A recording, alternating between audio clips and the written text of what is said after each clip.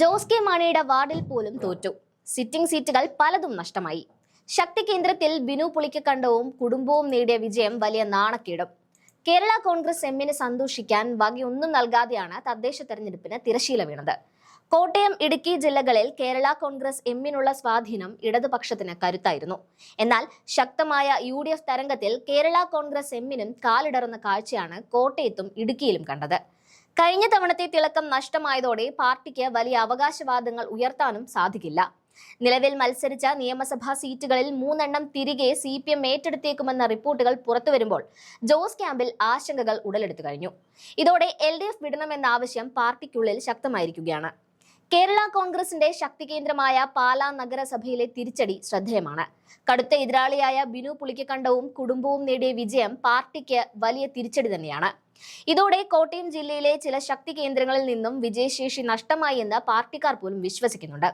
Party chairman Jose K മാണിയുടെ സ്വന്തം ward LDFിൽ നിന്നും കോൺഗ്രസ് കൈവശപ്പെടുത്തിയതും കേരള കോൺഗ്രസ് എമ്മിന് വലിയ നാണക്കേടായി തീർന്നു.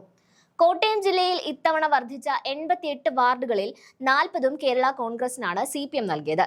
48 സീറ്റുകൾ കൂടുതലും നൽകി. പരമ്പരാഗത കേരള കോൺഗ്രസ് എം മേഖലകളിൽ പാർട്ടി ചിഹ്നത്തിൽ മത്സരിപ്പിക്കാതെ ഇടതു സ്വതന്ത്രരെ നിർത്തുകയും ചെയ്തു. ഇതിനെല്ലാം നിരാശയായിരുന്നു ഫലം.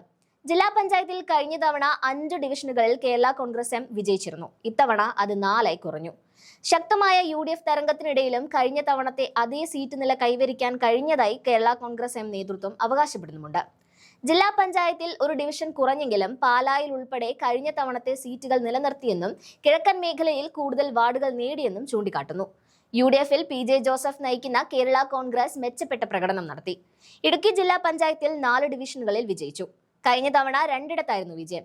കഴിഞ്ഞ വർഷം UDFിൽ നിന്ന് ഇടുക്കി ജില്ലാ പഞ്ചായത്ത് LDF സ്വന്തമാക്കിയത് കേരള കോൺഗ്രസ് എമ്മിന്റെ വരവോടെയായിരുന്നു. തുടർന്ന് ഇടുക്കി നിയോജക മണ്ഡലത്തിൽ നിന്ന് റോഷി അഗസ്റ്റിന് വമ്പൻ വിജയം നൽകി ജില്ലയിൽ കേരള കോൺഗ്രസ് എം ശക്തി തെളിയിച്ചു.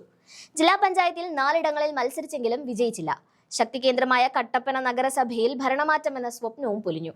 പക്ഷേ ലഭിച്ച സീറ്റുകളിൽ മികച്ച പ്രകടനം നടത്തിയിട്ടുണ്ടെന്ന് കേരള കോൺഗ്രസ് എം നേതാക്കൾ പറയുന്നുണ്ട്. അതേസമയം UDFിൽ PJ ജോസഫ് നയിക്കുന്ന കേരള കോൺഗ്രസ് തെരഞ്ഞെടുപ്പിൽ മികച്ച പ്രകടനമാണ് കാഴ്ചവെച്ചത്. ജില്ലാ പഞ്ചായത്തിൽ 5ഇടത്ത് മത്സരിച്ച പാർട്ടി 4 സീറ്റുകൾ നേടി. കേരള കോൺഗ്രസുകൾക്കിടയിൽ PJ ജോസഫ് കൂടുതൽ കരുത്തനാകുകയാണെന്നും വിലയിരുത്തലുകളുണ്ട്.